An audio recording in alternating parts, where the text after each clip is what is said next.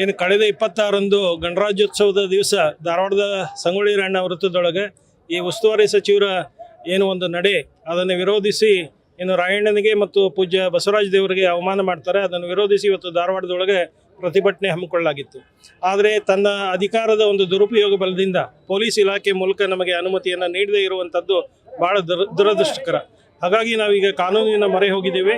ಮುಂದಿನ ದಿನಮಾನದೊಳಗೆ ಏನು ಹೈಕೋರ್ಟ್ ನಮಗೆ ನಿರ್ದೇಶನ ನೀಡ್ತದೆ ಆ ಪ್ರಕಾರ ಇಡೀ ರಾಜ್ಯದ ಒಂದು ಸಂಗೊಳ್ಳಿ ರಾಯಣ್ಣನ ಅಭಿಮಾನಿಗಳು ಈ ಧಾರವಾಡದಲ್ಲಿ ಪ್ರತಿಭಟನೆಯನ್ನು ಹಮ್ಮಿಕೊಳ್ಳೋದಕ್ಕೆ ನಾವು ತಯಾರಿ ಮಾಡ್ಕೊಂಡಿದ್ದೀವಿ.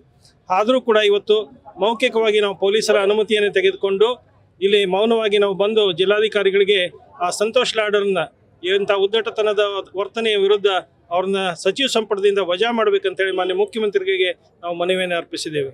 ಇದರಲ್ಲಿ ಈ ಸುತ್ತಮುತ್ತಲಿನ ಎಲ್ಲ ಜಿಲ್ಲೆಯ ರಾಯಣ್ಣನ ಅಭಿಮಾನಿಗಳು, ರಾಣಿ ಚೆನ್ನಮ್ಮನ ಅಭಿಮಾನಿಗಳು, ದೇಶಭಕ್ತರು ಪಾಲ್ಗೊಂಡು ಭಾಳ ಕಾರ್ಯಕ್ರಮವನ್ನು ಯಶಸ್ವಿಗೊಳಿಸೋದಕ್ಕೆ ಅವರೆಲ್ಲರಿಗೂ ನಾನು ಧನ್ಯವಾದಗಳನ್ನು ಅರ್ಪಿಸ್ತೇನೆ. ಇದು ಈಗಾಗಲೇ ನಾನು ಕರೆ ಕೊಟ್ಟಿರೋ ಹಾಗೆ 5 ಗಂಟೆವರೆಗೆ ನಾವು ಅವಕಾಶವನ್ನು ಗಡುವು ನೀಡಿದ್ದೀವಿ. ನಾಳೆ ಇವತ್ತು 5 ಗಂಟೆಯೊಳಗೆ ಅವರು ಏನಾದರೂ ಕ್ಷಮೆಯನ್ನು ಯಾಚನೆ ಮಾಡದೇ ಇದ್ದರೆ ನಾಳೆ ರಾಜ್ಯಾದ್ಯಂತ, ಯಾಕಂದರೆ ರಾಯಣ್ಣನ ಅಭಿಮಾನಿಗಳು ಈ ದೇಶದ ತುಂಬ ಇದ್ದಾರೆ. ಹಾಗಾಗಿ ಆ ಎಲ್ಲ ಅಭಿಮಾನಿಗಳು ಇವರು ಎಲ್ಲೆಲ್ಲಿ ಕಾರ್ಯಕ್ರಮಕ್ಕೆ ಹೋಗ್ತಾರೆ ಅಲ್ಲೆಲ್ಲಿ ಕಪ್ಪು ಬಟ್ಟೆ ಪ್ರದರ್ಶನ ಪ್ರಾರಂಭ ಆಗ್ತದೆ. ಇದು ನಾಳೆಯಿಂದನೇ ಪ್ರಾರಂಭ ಆಗುತ್ತೆ. ಮತ್ತು ಇವರನ್ನ ಕ್ಷಮೆ ಕೋರದೇ ಇದ್ದರೆ ಮುಂದಿನ ದಿನಮಾನದೊಳಗೆ ಅವರು ವಜಾ ಆಗುವವರೆಗೂ ನಮ್ಮ ಪ್ರತಿಭಟನೆ ಮುಂದುವರಿತದೆ. ರಾಜ್ಯಾದ್ಯಂತ ಈ ಕಾರ್ಯಕ್ರಮ ನಾವು ಹಮ್ಮಿಕೊಳ್ತೀವಿ.